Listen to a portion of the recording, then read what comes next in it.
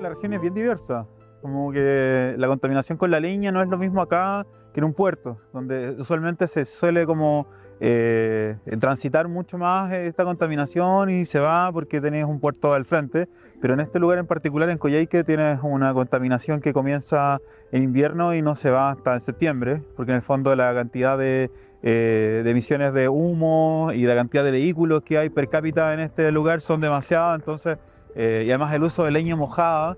En invierno es muchísimo el humo. Bueno, yo no soy de acá, soy de Colombia, pero he visto muchísimo eso. Igual dicen que la región es una de las más contaminadas de Chile en el momento y claramente están recomendando no vivir más de 5 años en la región por el hecho del cáncer, igual como en el norte, claro. Ya hay estudios respecto a eso y que ya hace unos 10, 5 años acá en la región ya puede estar afectando y mucho los pulmones, claro. Mi nombre es Daisy Avendaño, soy de acá de Coyhaique y actualmente trabajo cuidando el territorio, diría yo, más que activista. Para mí cuando era chica los inviernos eran lo mejor porque una, no íbamos a clase, que era lo primero, y lo segundo por la nieve, porque ahora en la actualidad neva súper poco, pero en esa época cuando nevaba harto era en torno a todo, a jugar afuera en la nieve, armar trineo, sacarnos los hombros, que alguien se caía de repente, pero también el tema del calorcito que se generaba después, de que cuando entrábamos todas y todos mojados, que las mamás por lo general en invierno siempre hacían una cosa de frito, alguna sopaipilla o algo. Estaba la casa calentita, éramos muchas menos personas que ahora. Habían un montón de contextos del tema del invierno. Creo que para mí el invierno era como la parte preferida, al menos en mi infancia, hoy día en la actualidad no. Y bueno, eso ha cambiado porque hay más población. El invierno en sí ha sido distinto. Ha habido años que hay frío, intenso, pero no dura como en años anteriores. Yo recuerdo, por ejemplo, haber estado en un invierno hasta septiembre con nieve, que nos resbalábamos en Simpson, subíamos con unos amigos y en septiembre todavía había escarcha, que es hoy día impensable. No recuerdo muy bien cuántas veces nevó el año pasado, pero ya no se puede comparar con el antes con la actualidad. Y la verdad es que no sé si tiene mucho que ver con la cantidad de población. Yo creo que sí, porque igual antes, por ejemplo, Coyhaique llegaba en mi infancia al menos hasta América, calle América. Acá estamos en una parte céntrica donde yo vivo. Esto ya es centro, pero antes esto era la población, es como subir al alto, y ahora la población llega mucho al lado del cerro. Entonces eso igual yo creo que ha ido cambiando muchas cosas en torno sobre todo al tema del invierno, el acceso a la leña, que cada vez las personas tienen que ir a buscar más lejos, la deforestación que provoca eso también, que es un tema que no se habla. Han habido muchas cosas con el entorno de la leña. Entonces, como para mí en la actualidad, ahora que tenemos fueguito y todo, es súper rico, por ejemplo, el calor de la leña, que a mí me revoca mi infancia, pero en la actualidad adulta, viendo cómo hoy día es la contaminación, yo ya no lo veo con ese romanticismo. ¿Es una necesidad? Sí, porque mi casa, por ejemplo, que es muy vieja, que no tiene aislación, no puedo tener otro tipo de calefacción. Yo vivo con mi abuelo, que es un adulto mayor, que tiene 86 años, que él también tenía una casa muy precaria. Logré sacarle una casa de emergencia a través del Estado. Y hoy día sí él puede, por ejemplo, puedo hablar de una calidad de vida distinta, que la estufa que él tiene a leña sí da. Pero en mi caso, por ejemplo, en esta casa no da. Yo no puedo tener pellet, que es la calefacción que se usa hoy día, y parafina tampoco porque no da. No me daría en el bolsillo, tendría que tener unas 3 estufas de parafina para poder temperar esta cocina que no es grande. Y con la cocina a leña, por lo menos eso me defiende, o sea, del calor, la temperatura, puedo cocinar a la vez, secar ropa, que no lo podría hacer con otro tipo de calefacción. Entonces igual es como complejo porque es una necesidad, pero también la contaminación que tenemos a partir de este mes de marzo, que ya estamos en marzo, es terrible y dura hasta agosto. Luis Alberto Gómez, soy químico ambiental, meteorólogo, trabajo en sistemas embebidos también y me dedico a lo que es contaminación atmosférica en zonas urbanas principalmente. Bueno, una parte importante de mi carrera la hice en la Universidad de Chile, trabajé ahí, tanto en el Departamento de Geofísica, en el Centro Nacional del Medio Ambiente y un poco en el CDR2. Y el resto lo hice en la Universidad Austral de Chile, en la ciudad de Coyhaique y en el Centro de Investigación de Ecosistemas de la Patagonia, CIEP. El aire en realidad es un conjunto de gases y partículas, de las cuales nosotros hay algunas que respiramos. Y bueno, esas ingresan a nuestro organismo y nos permiten realizar acciones básicas que de alguna forma sustentan la vida. Uno de los compuestos mayoritarios que tiene el aire, está alrededor del 21%, es el oxígeno, y es el que básicamente con él podemos realizar la respiración, que es un proceso de oxidación o que ejercemos los organismos vivos para poder subsistir. Bueno, la buena calidad del aire es aquel aire que cuando nosotros respiramos no nos causa daño, o por lo menos un daño importante. Y en general está asociado a concentraciones que llamamos normales, que son las más habituales cuando no existen estos compuestos que son extraños. Cuando empezamos a introducir compuestos extraños que cambian su concentración, aunque sean concentraciones trazas, empezamos a hablar de quizás una mala calidad del aire. Y si esto nos causa daño, bueno, mayor aún. En general, la mala calidad de aire está asociado a sustancias que están en concentraciones que no son seguras ni para los seres humanos ni para cualquier otro organismo vivo que pueda existir en la naturaleza. El material particulado son pequeñas partículas que pueden ser líquidas o sólidas y que se encuentran suspendidas en el aire. Eso ingresan, cuando los respiramos, ingresan a nuestro aparato respiratorio y si son lo suficientemente pequeñas, incluso pueden atravesar e ingresar al torrente sanguíneo. Y esas partículas, bueno, pueden causar distintas cosas, desde irritación en las mucosas, dentro de los pulmones. También se pueden viajar por el torrente sanguíneo y incluso se ha visto que se acumulan en ciertos órganos y eso a la larga puede causar distintos tipos de patología. Hay que pensar de que estos son cuerpos extraños, que en algunos casos pueden ser carcinogénicos, entonces pueden asociarse a lo que es el desarrollo de cáncer y pueden generar mutaciones. Bueno, yo no soy especialista en el área de salud, pero bueno, dentro de las cosas que uno ha escuchado también a lo largo de la investigación. Y causan una serie de problemas a nuestro organismo, que eso de alguna forma va disminuyendo, por ejemplo, no sé, en el caso de los niños se está asociado a un déficit atencional, por ejemplo, o en el caso de los adultos a una mayor, y niños también a mayores niveles de alergia. Y eso también afecta a que, por ejemplo, con un resfriado ya no va a ser tan sencillo de poder solucionar, sino que en general tienden a ser más largos, empiezan a experimentar otro tipo de problemas asociados y la verdad que se vuelve complicada la vida en este tipo de ciudades que están más contaminadas. Yo creo que a partir de como los 9 o 10 años sí me empecé a dar cuenta que para tener calefacción había que tener algo para echarle a la cocina.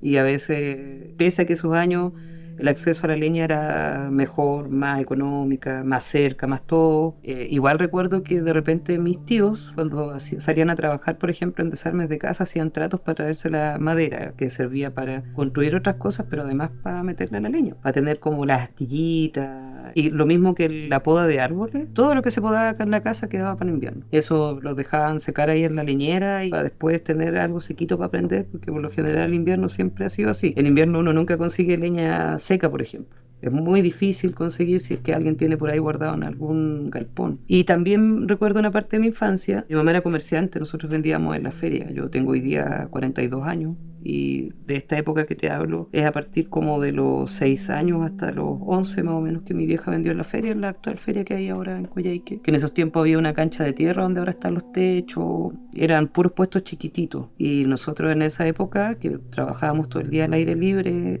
uno de mis tíos hizo un calentador a leña donde cocinábamos, que era de una centrífuga. el tubo de la centrífuga lo sacó, lo cortó y hizo como una cuestión para que pudiéramos cocinar, y ese al menos usábamos puros cajones de fruta, porque igual en esa época no era tan fácil conseguir leña. De las frutas que vendía mi mamá también dejábamos como cajones para traer para acá para la casa, o sea, no siempre fue el choco que estamos acostumbrados a ver, sino que a veces se echaba de todo, incluso otras cosas que yo al menos hoy día no las quemo por una cosa de conciencia. O sea, igual veía a mis vecinas de repente quemar de todo, como que en algún momento llegó la leña y todo eso, pero no siempre fue como accesible para nosotros. Sé que mis vecinos también, y eso se evidencia también en los olores. El olor a plástico quemado, el olor a zapato quemado, como a cosas que no son leña.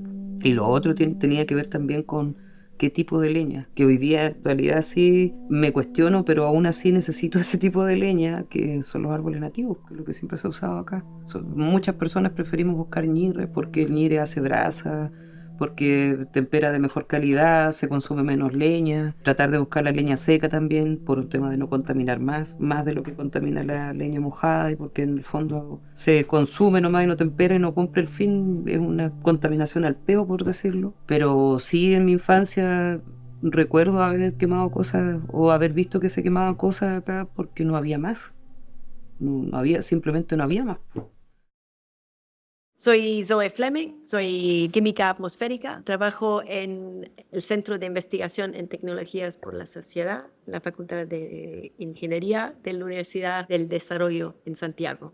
Soy británica. Muy rápidamente escuché de Coyhaique, de la contaminación en el sur, la contaminación por la quema de leña.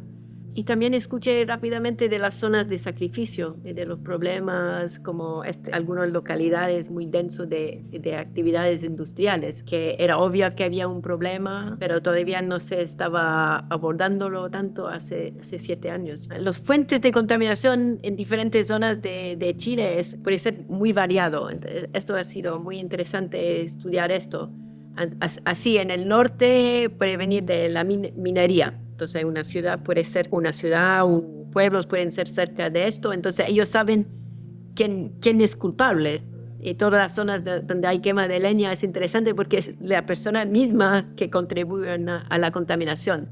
Entonces, decir que es culpa del Estado es complejo, pero el Estado puede hacer algo, cada individuo puede hacer algo, pero si no hay los recursos para hacerlo, si no hay opciones, que la leña es difícil, y también si tu vecino está contaminando, es difícil que tú dejas de contaminar porque vas a igual ser contaminado. Entonces, algunos tienen que liderar y mostrar que es posible usar menos leña, que es posible mejorar la calidad de su vivienda, que no pierde tanto calor. Pero esto necesita dinero, también de comprar la leña de mejor calidad, cambiar a una estufa de leña, pero necesita dinero para esto. Sería muy injusto decir que no han habido como avances, porque igual ahora, aunque no ha funcionado, por eso digo sería injusto, pero no han funcionado las cosas como las han planteado.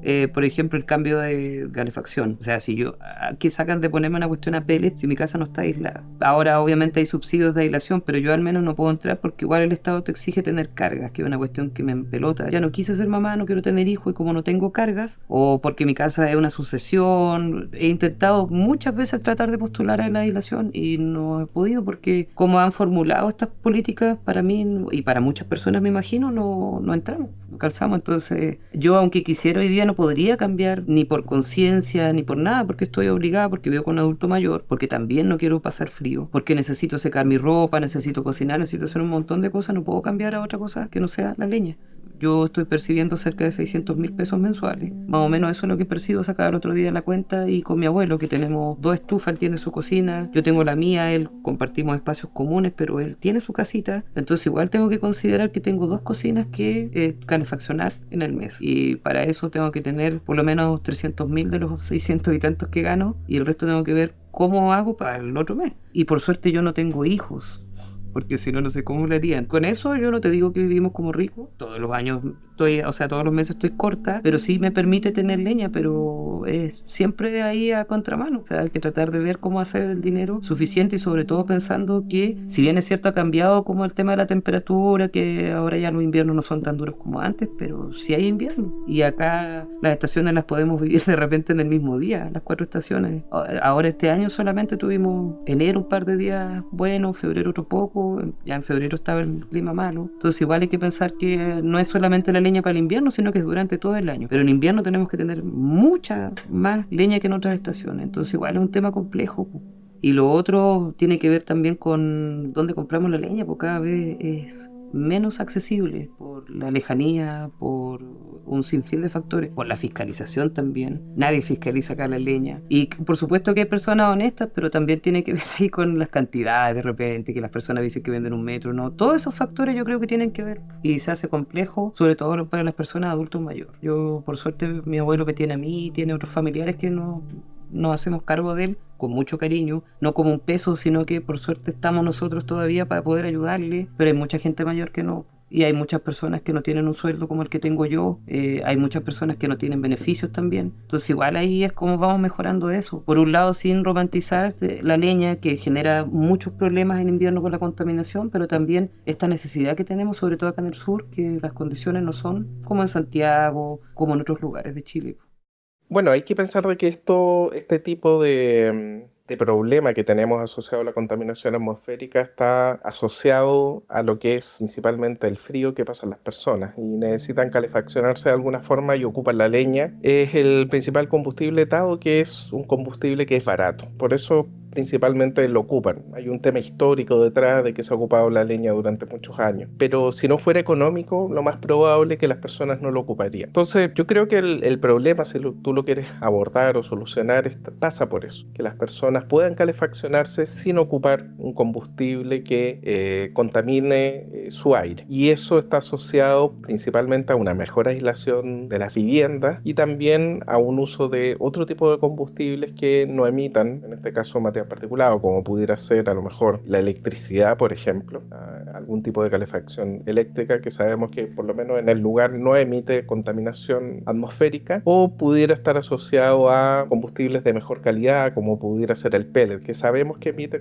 materia particulada, pero en concentraciones bastante más bajas. Esas son algunas de las soluciones que se deberían o podrían implementar dentro de las ciudades, pero siempre tiene que estar muy asociado al costo de vida de las personas. Yo creo que esa es una limitante no menor y muy importante que define de alguna forma qué combustible y cómo puede aislar la casa en las personas. Entonces yo creo que ese es un tema que hay que analizar y hay que profundizar.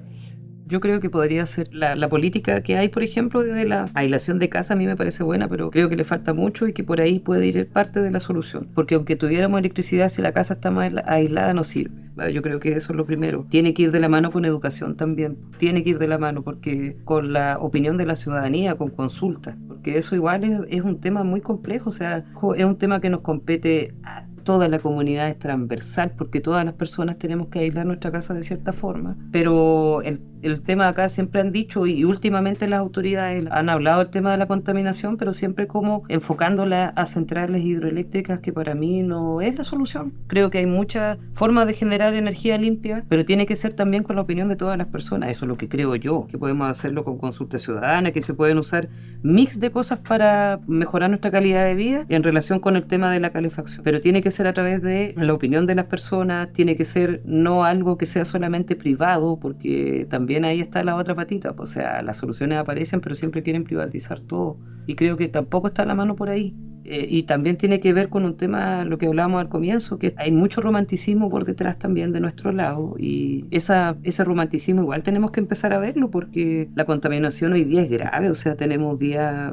peak, que hemos tenido niveles de contaminación brutales así a nivel latinoamericano, que nos ponen en ranking así que no deberían ser. La reserva de vida es irrespirable. Entonces yo creo que lo primero sería seguir con estas políticas, pero mejorarlas, obviamente, mejorarlas, y que sea más accesible, no para un cierto grupo de personas, sino que para muchas más, y no solamente acá en Coyhaique, porque ese es otro tema. O sea, Acá igual hay frío, pero hay localidades que son mucho más heladas dentro de la región, localidades que están totalmente abandonadas, como en el Maritorio, porque hablamos solamente de acá de la región, pero ¿y qué pasa, por ejemplo, en las islas? Que ahí no es solamente el tema de la contaminación, es un montón de cosas más. Y tiene que ver también con la conciencia que tengamos las personas. Yo insisto, yo veo la leña como una necesidad. Sé que en algún momento tengo que cambiar, pero también comprendo que hoy día tengo que tratar de, no sé, ver la forma de no quemar plásticos, como lo hace mucha gente. Tengo que ver la forma de cómo aporto también individualmente. Y yo no puedo pedir que lo hagan todas las mismas personas porque no todos tenemos un sueldo, no todos tenemos acceso a las mismas herramientas, por ejemplo, pero sí es importante que ya lo empecemos a hablar. O sea, el tema de la contaminación, llevamos ¿cuánto? Como 10 años ya con el temita que está ahí, no en la palestra, pero sí 10 años desde que se empezó a hablar ya del tema que estábamos con contaminación y todo. Y yo me atrevería a decir que en los últimos 5 o 6 años ya se habla de los niveles, como que la gente ya no está tan desinformada como antes. Se habla del tema, pero no nos hemos hecho cargo.